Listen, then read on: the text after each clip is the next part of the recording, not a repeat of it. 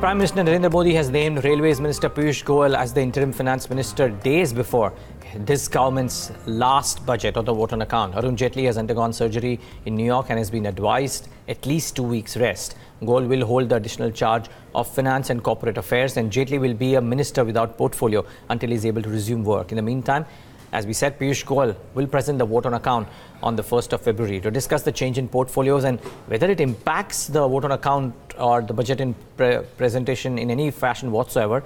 Let's bring in and welcome in former Finance Secretary Mr. S Narayan. He joins us right now on the phone line. Mr. Narayan, good having you. Thanks so much for joining in. Not that this has not happened in the last 12 months, but for such a development to take place just 7 days before the vote on account, do you think it has a material impact, sir? No, Mr. Goyal has been looking after the finance portfolio ever since Mr. Jaitley went in for his earlier surgery. So he's very well familiar with what is happening inside the finance department. So in a way, to bring him back in is to bring back familiarity with the North Block activities. And I suppose if Mr. Jaitley is indisposed, I mean, the government has to do something to bring in somebody else because the vote on account has to go on the 1st of February. So I don't think it is material in the sense of the content of what is going to be said. But certainly, I think everybody will be missing Mr. Jaitley here. Certainly true, sir. And as you said, I don't think he's a stranger to the high office in the Ministry of Finance because he shouldered this responsibility, admirably, I believe, for 3 months while Finance Minister Arun Jaitley underwent this kidney transplant too.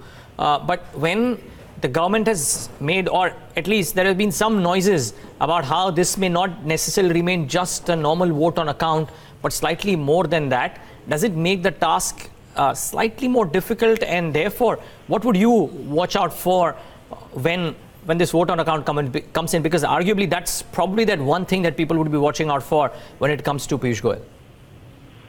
Absolutely. I think this is the important point. It is going, normally in an election year, the budget remains a vote on account because it is left to the new government to vote in the expenditure for the whole year. But if they do decide to do some allocations, financial allocations in the budget, there's nothing to stop them from doing that, provided they have the time to get that voted in Parliament.